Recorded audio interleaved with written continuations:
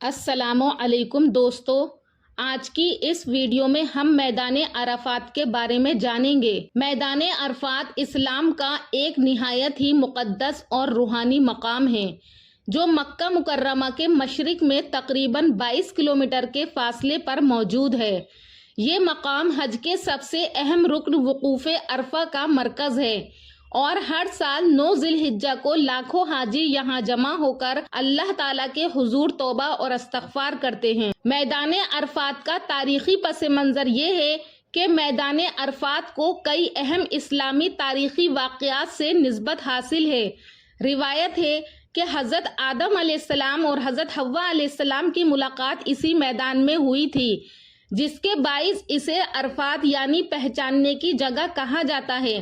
ایک اور اہم واقعہ یہ ہے کہ نبی کریم صلی اللہ علیہ وسلم نے اپنا مشہور خطبہ حجۃ الوداع اسی میدان میں دیا تھا، جس میں آپ صلی اللہ علیہ وسلم نے اسلام کے بنیادی اصولوں، انسانی حقوق اور عدل و انصاف پر روشنی ڈالی تھی۔ حج کا اہم ترین رکن وقوف عرفہ اسی میدان میں ادا کیا جاتا ہے۔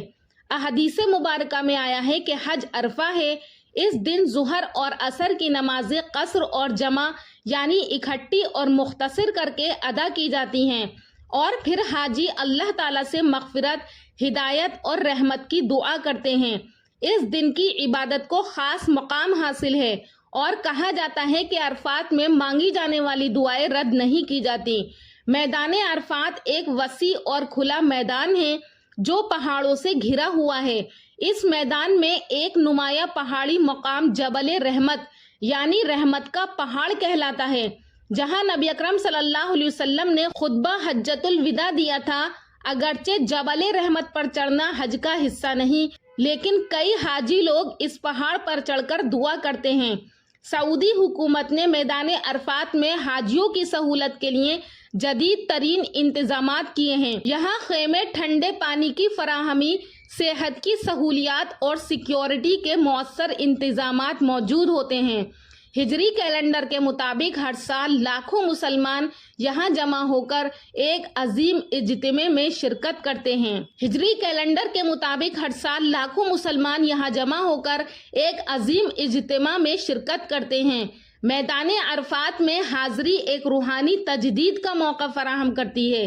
یہاں انسان اپنی زندگی کا محاسبہ کرتا ہے، توبہ کرتا ہے اور اللہ تعالیٰ کی رضا حاصل کرنے کی کوشش کرتا ہے۔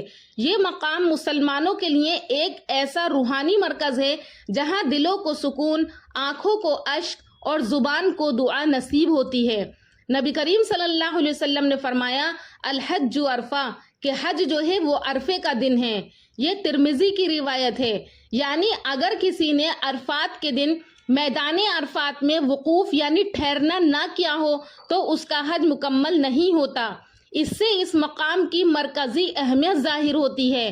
نبی کریم صلی اللہ علیہ وسلم نے فرمایا کہ یوم عرفہ سے بڑھ کر کوئی دن ایسا نہیں جس میں اللہ تعالیٰ اپنے بندوں کو آگ سے اتنی زیادہ تعداد میں نجات دیتا ہو۔ یہ صحیح مسلم کی حدیث ہے۔ عرفے کا دن اللہ تعالیٰ کی رحمت، مغفرت اور بخشش کے دروازے کھولنے والا دن ہے۔ اس دن کی عبادت، دعا اور استغفار کو اللہ تعالیٰ بہت پسند فرماتا ہے۔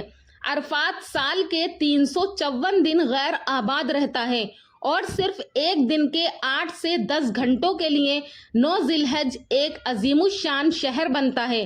یہ 9 ذی الحج کی صبح آباد ہوتا ہے۔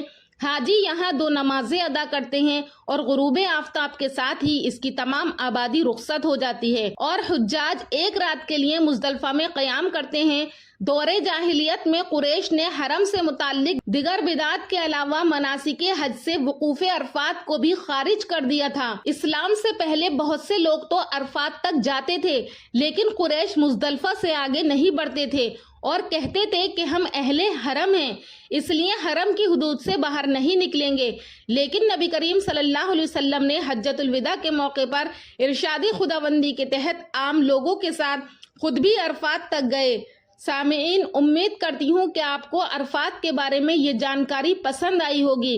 اللہ تبارک و تعالیٰ سے دعا ہے کہ اللہ پاک ہم لوگوں کو بھی عرفات میں جانا نصیب فرمائے اور عرفات کی مخصوص دعاؤں میں، مخصوص مرحلوں میں ہم سب کو دعا مانگنے والا بنائے۔ اے میرے رب، اے پاک پروردگار، جو لوگ حج نہیں کیے ہوئے ہیں اگلے سال ان سب کو بھی اور ساتھ میں مجھے بھی حج کی دولت نصیب فرمائے۔ انشاءاللہ پھر ملاقات کروں گی ایک اور اگلی ویڈیو میں اچھے ٹاپک کے ساتھ۔ تب تک کے لیے اللہ حافظ۔